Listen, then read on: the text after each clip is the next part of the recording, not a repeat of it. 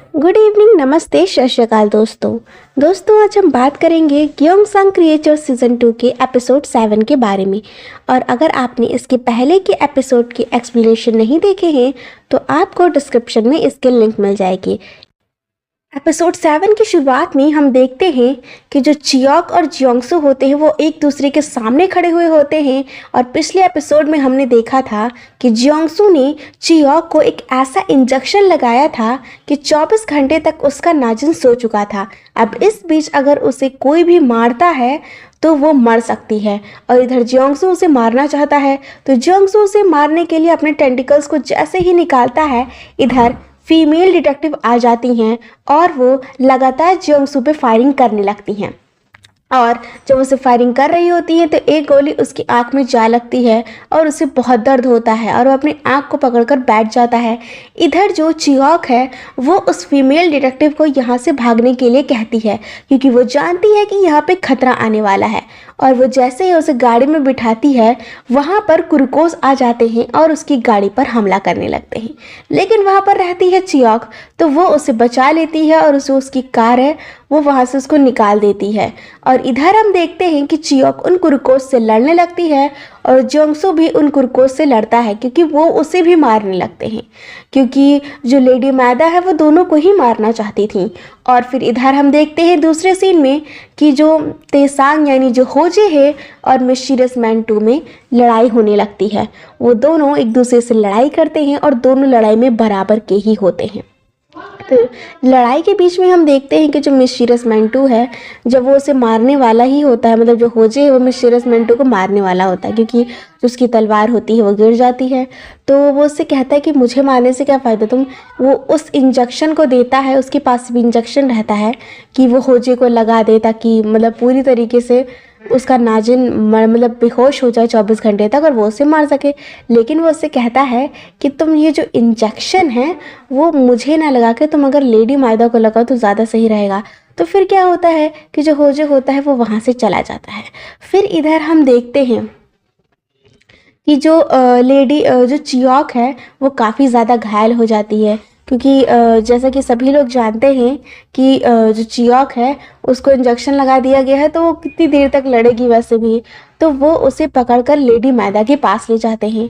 अब वो क्या करती है लेडी मैदा कि जो होजे के बाकी दोस्त होते हैं, यानी जो उसका एक दोस्त था जो कि हॉस्पिटल में पड़ा हुआ था और वो डिटेक्टिव वहाँ से निकलता है ताकि वो उस जगह पहुँच सके जहाँ पर फीमेल लेडी डिटेक्टिव फंसी हुई थी। क्योंकि जब वो उसे कॉल करती है तो अगल बगल से आवाज़ आती है तो उसे लगता है कि वो खतरे में, तो उसके पास जाने लगता है। फिर रास्ते में ही एक ट्रक आती है और उसे ठोक देती है और इधर वो भी बेहोश हो जाता है। तो वो डिटेक्टिव और वो उसका दोस्त और जो ग्रैनी एंटीना का पोता था वो भी उनके कब्जे में था। अब वो उन 3 लोगों को नीचे उन जगह पर भेजती है जहाँ पर बहुत सारे मॉन्स्टर थे, यानी लेडी मैदा उन सभी को ले आती है जो होजे के करीबी थे और उनको खतरे में डालती है। अब जो होजे को वो 2 सिचुएशन देती है कि तुम किसे बचाओगे। पहले ऊपर अपनी दोस्त को बचाओगे यानी चियोक अपने प्यार को बचाओगे, फिर नीचे उसके 3 दोस्त होते हैं तो वो उससे कहती है कि तुम किसी एक को ही बचा सकते हो। अगर वो चियोक को बचाएगा तो जो उसके दोस्त है वो मर जाएंगे क्योंकि वो एक ऐसी जगह है जहाँ पर बहुत सारे मॉन्स्टर्स हैं। तो होजे क्या करता है, सबसे पहले अपने दोस्तों को बचाने के लिए जाता है और वहाँ पर उन मॉन्स्टर से लड़ने लगता है ताकि वो जो बाकी उनके 3 दोस्त हैं वो वहाँ से निकल सके। जो डिटेक्टिव रहता है वो अपने पास एक चाकू रहता है जिससे वो मतलब रस्सियों को काटने लगता है, अपनी रस्सी काटता है, फिर उसके बाद जो दोस्त होता है उसकी काटता है और फिर उस लड़के की भी काटता है। और इसके बाद वो लोग एक लिफ्ट के पास जाते हैं और होजे जो होता है वो होजे से कहते हैं तुम भी मेरे साथ चलो, लेकिन होजे नहीं जाता है और वो बाकी जो 3 लोग होते हैं वो ऊपर चले जाते हैं। इधर जो होजे है वो उस मॉन्स्टर से लड़ता बाद में वो उस मॉन्स्टर को शांत कर देता है क्योंकि वो उससे बात करता है कि मतलब तुम भी उसी तकलीफ़ से गुजर रहे हो, तुम भी तकलीफ़ में हो। तो मॉन्स्टर उसकी बात शायद समझ जाता है और वो वापस अपनी जगह पर चला जाता है। फिर इधर हम देखते हैं कि वो ऊपर से मतलब वहाँ एक जाली लगी हुई होती है, वो उसे तोड़ करके ऊपर आता है और लेडी मादा को वो इंजेक्शन लगा देता है। और जिससे क्या होता है, अब लेडी मायदा का नाजिन सो चुका है। फिर इधर वो चियोक को बचाने के लिए चला जाता है, जो कि चियोक जो थी वो वहाँ पर एक पानी के अंदर थी, और जो पानी के अंदर थी ताकि जो मतलब जो नाजिन है वो उससे बाहर निकल सके। तो हम देखते हैं उसका जो नाजिन है वो उससे बाहर तो निकलता है, लेकिन वो उसकी रक्षा करने लगता है, उससे पहले उसकी रक्षा करता है अपने चार। जैसे शुरुआत में हमने सीज़न 1 के लास्ट एपिसोड में देखा था कि कैसे उसकी मॉम जो होती है अपने टेंटिकल्स एक जर टाइप का बनाती हैं जिससे वो डूबे ना, बची रहे। तो ऐसे हम देखते हैं कि इस बार भी यही होता है, वो उसे बचाने की कोशिश करती हैं, क्योंकि जो पानी था वो काफ़ी ठंडा था और ठंडे पानी की वजह से वो जम सकती थी, उसका हार्ट बंद हो सकता था, लेकिन वो जो नाजिन था वो उसकी सुरक्षा कर रहा था। फिर उसके बाद जो होता है वो नाजिन उसके शरीर से निकल जाता है, और यहाँ हम देखते हैं कि वो मतलब जो चियोक रहती है वो उसको पानी से बाहर निकाल लेता है, उस पानी वाले पे ज़ोर ज़ोर से पंच मारता है और वो टूट जाता है, और जो चियोक होती है वो बाहर आ जाती है। फिर इधर हम देखते हैं कि जो जियोंगसू है वो वापस अपनी मॉम के पास आता है। वो उससे कहता है कि आपने मुझे ऐसा क्यों किया, आपने मुझे कभी प्यार से बात नहीं की, प्यार नहीं दिया। तो उसने कहा, जो लेडी मादा होती हैं वो कहती हैं कि मैंने तुम्हें किसी के ऊपर डिपेंड नहीं बनाया कि तुम किसी के ऊपर डिपेंड रहो या किसी को तुम अपना मानो, जिसको जैसे तुम अपना मानोगे तो वो खतरे में आएंगे तो तुम भी खतरे में आओगे, इसलिए मैंने ऐसा किया। तो जो जियोंगसू रहता है वो अपने टेंटिकल से उसको मार देता है। अब चूँकि उसके पास इंजेक्शन लग चुका है तो वो ठीक भी नहीं हो सकती है, और वो वहीं गिर जाती है, क्योंकि होल हो जाता है जिसे तोड़कर होजे बाहर आता है, वो उसी के अंदर गिर जाती है। और वहाँ पर शायद नाइट्रोजन गैस भी छिड़की गई थी, जिससे जो नाइट्रोजन गैस के जो पार्टिकल्स है वो उसके शरीर पर पड़ते हैं, उसके शरीर जलने लगता है। लेकिन वो मरते समय उसके चेहरे पर खुशी थी। अब खुशी क्यों थी? क्योंकि उसके लगता था कि वो इस अब नर्क से मुक्ति पा गई है, उसी जगह नर्क लगती थी, और अब काफ़ी थक भी चुकी थी इन सब चीज़ों से।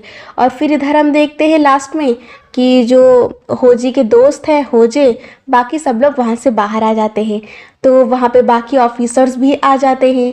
तो जो लड़का रहता है वो उस लड़का होता है, वो उससे पूछता है कि क्या मुझे सज़ा होगी? तो वो उससे कहता है कि तुमने ये जानबूझकर नहीं किया है, पर लेकिन तुम्हारी वजह से 3 लोग मरे हैं तो तुमको इसकी सज़ा हो सकती है। फिर इधर वो अपने ऑफिसर से बात करने लगता है, और इसी बीच वो लड़का वहाँ से छू मंतर हो जाता है, नहीं भाग जाता है वो वहाँ से, क्योंकि वो डर जाता है। फिर इधर हम देखते हैं कि एक अगली सुबह होती है, जहाँ पर हम जो ग्रैनी एंटीना होती हैं उनके घर में हम एक लड़की को देखते हैं जो कि चियोक ही रहती है।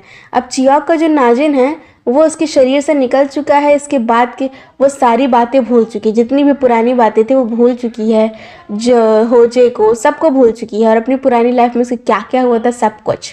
तो इधर हम देखते हैं कि वो तैयार हो रही होती है कॉलेज जाने के लिए, और इधर उसके पास वो ब्रेसलेट भी होता है जो कि उसे तेसांग ने दिया था।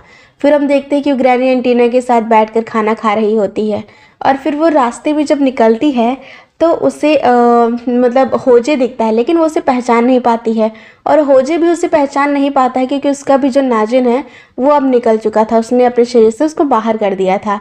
अब दोनों लोग एक नॉर्मल ज़िंदगी जी रहे हैं। फिर हम देखते हैं वो दोनों एक दूसरे को कहीं ना कहीं उनके जानते हैं, क्योंकि वो इतने साल साथ में रहे हैं, तो भले उन्हें पहचान नहीं पा रहे लेकिन उन्हें लगता है कि वो एक दूसरे को जानते हैं। फिर हम देखते हैं कि होजे और जो चियोक वो एक दूसरे की तरफ मुड़ते हैं, और यहीं पर एपिसोड का एंड हो जाता है।